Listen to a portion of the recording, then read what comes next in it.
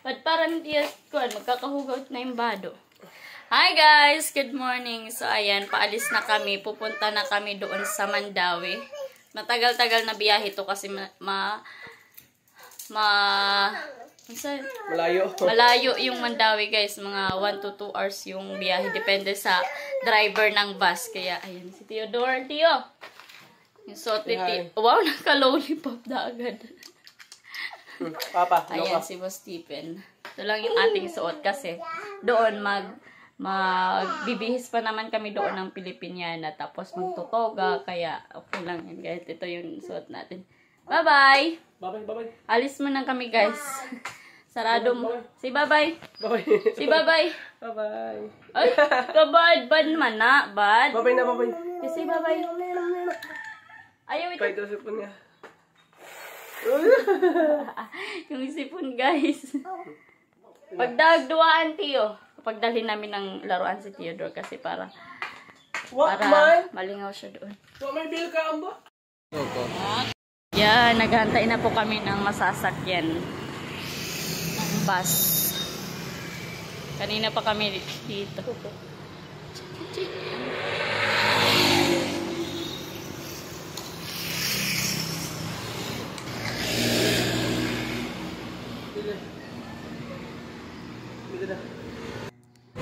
Yan, dahil hindi tayo nag-umagahan, nag-Milo lang kasi ako bago kami umalis ng bahay. Kaya ayan, yung bus is dumaan muna sa bus stop. Kaya ayan, nagpabili ako ng longganisa kay Tipin dahil naamoy ko may longganisa barbecue na binibenta. Tapos isang kanin.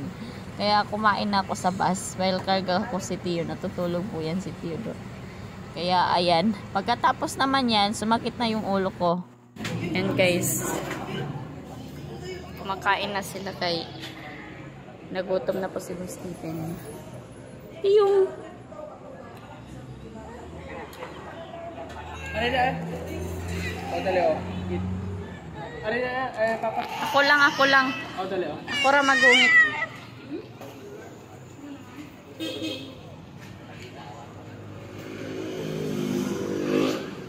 Itikaw ha.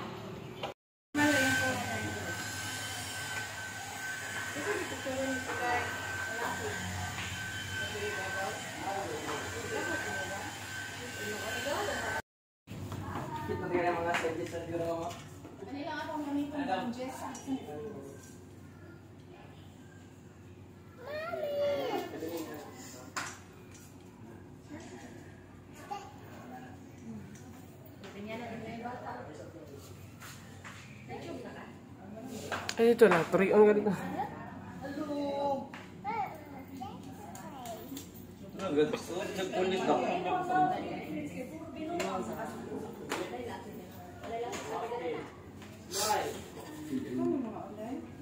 Amo lang ba? Masa lang yan, ha? Dili mo, may kapit mga lalaki. Ano? Dali na.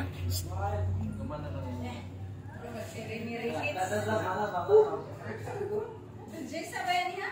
Kadayo na yung Jessa.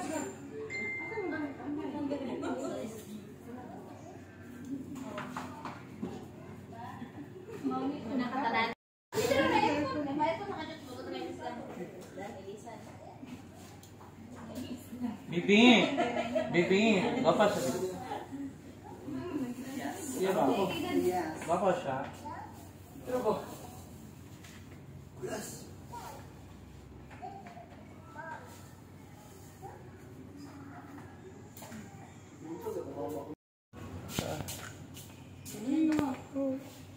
Tidak may picture dito, deh.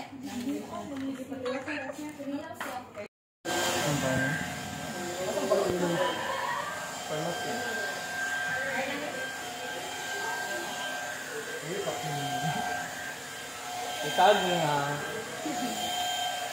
Hello, vlog.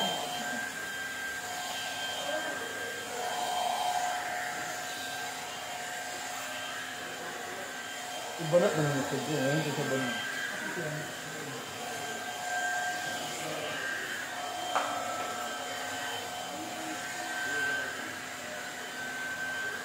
Ano sa Nila ito.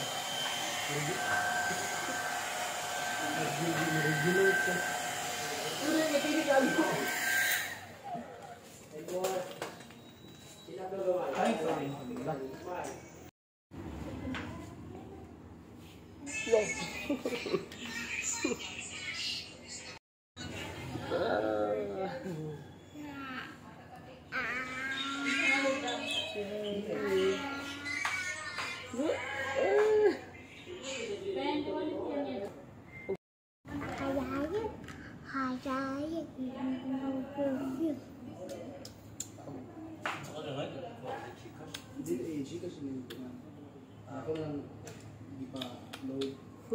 Ew.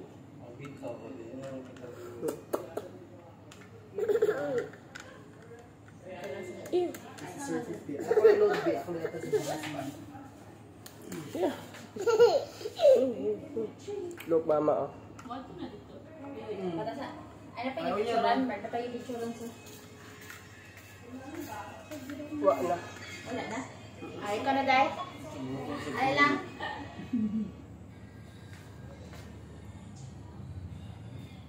Alay lang? Ako na lang ka. Ano na lang? Imo na lang mama. Unang mama, oy! Ako mo ng mama! Ako mo ng mama! Picture is sad pa, Pen. Oh. Ako mo dito.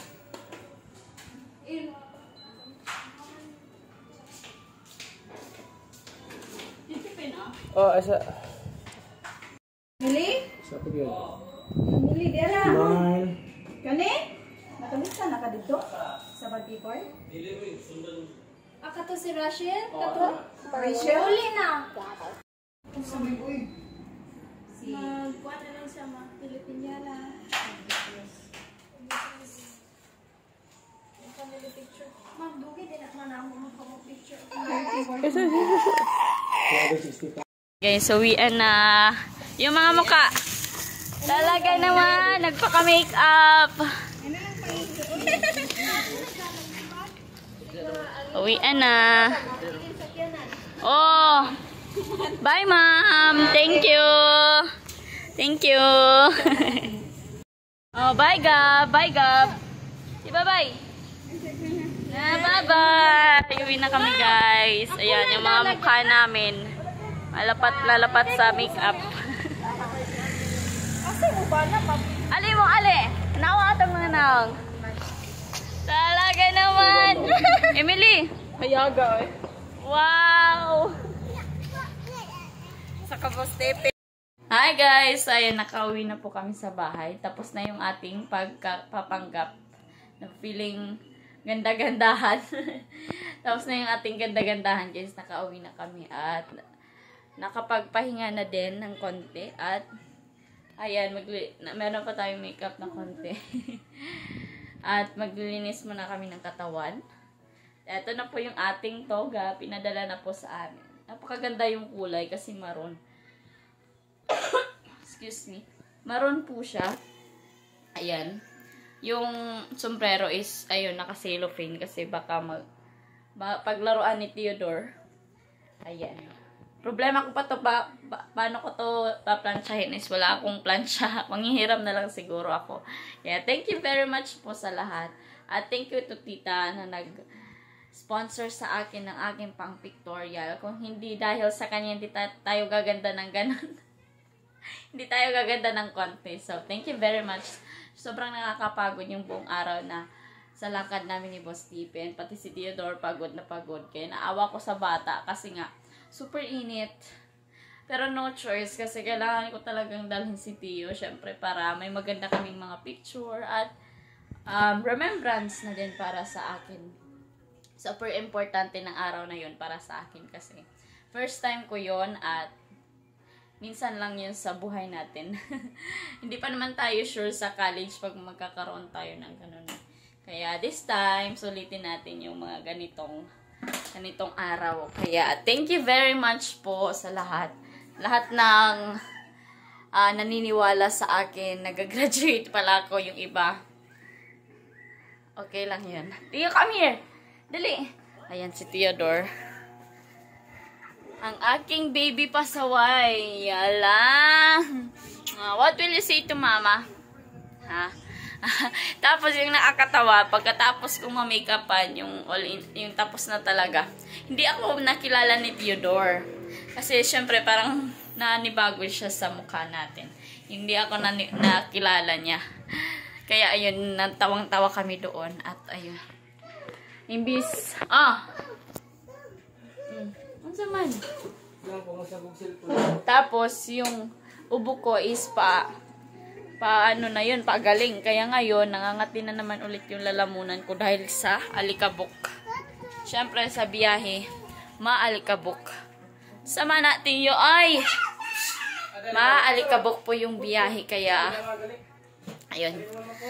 Tiniis, yung init din, super init, kahit nasa bus, yung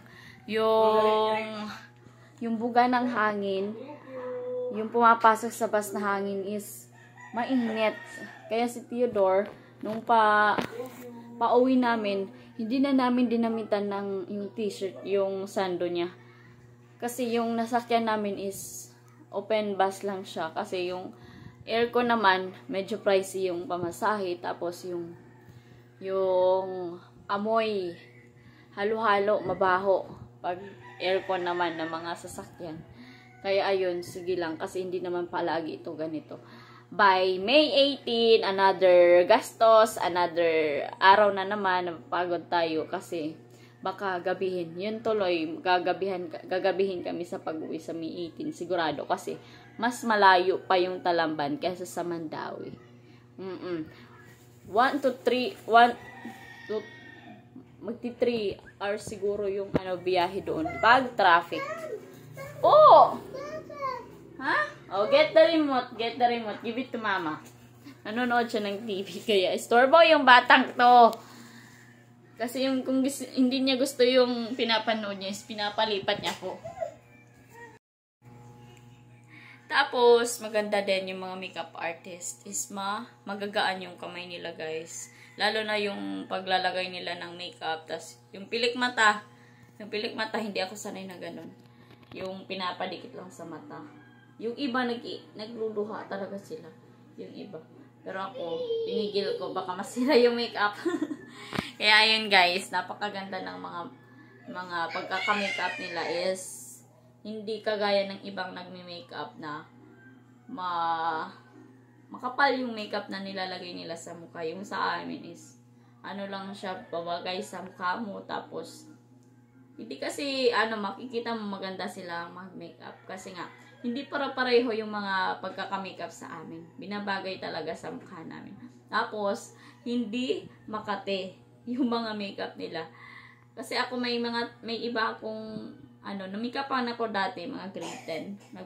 Nag-moving up kami. Makate sa lips. Kasi hindi ako sanay ng lipstick. Lip tint lang. Hindi ako gumagamit ng lipstick. Kasi nangangati yung labi ko. Hindi ako sanay. Tapos,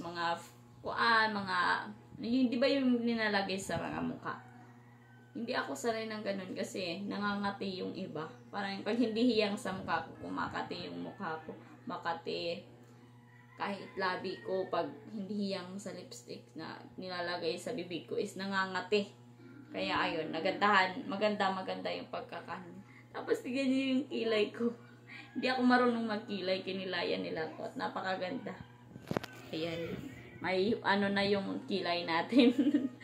So, thank you very much. Yun lang po. At nakauwi. Magpapahinga na po kami nila, Boss Stephen at Theodore.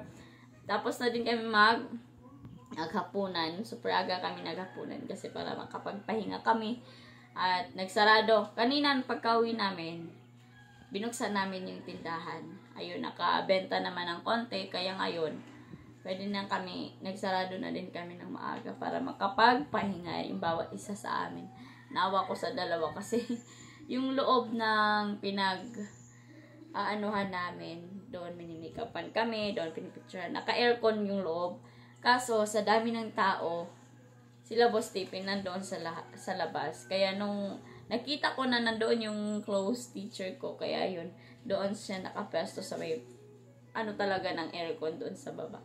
Pinapasok ko kung okay lang, papasukin ko yung mag-ama ko. Ayun, nakapasok at nakaiwas din sa init doon sa labas. Kaya pinapasok ko sila. Kasi inaawa ko. Ang init-init sa labas. Tapos nandoon sila. Yung sa loob kasi, yung daming tao doon. Kaya yun, pinapasok ko doon sa parte na may aircon. Tapos doon nag-makeup. Kasi kailangan hindi kami magpapawis sa mukha namin kasi yung makeup.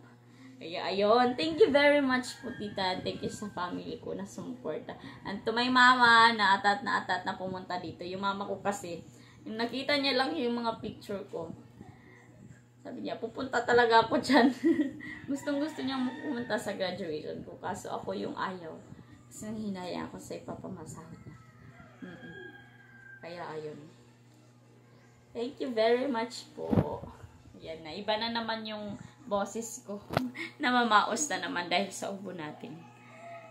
So, yung katapat lang naman ng ubo ko is, more water talaga, more water. Water talaga ako. Pag hindi na kinaya, pag umabot ng weeks, tsaka na ako bumili ng gamot. Pero pag mga ganito, tubig lang muna para makaiwas sa mga antibiotics. Tama ba? Antibiotics. Yeah. Thank you very much po.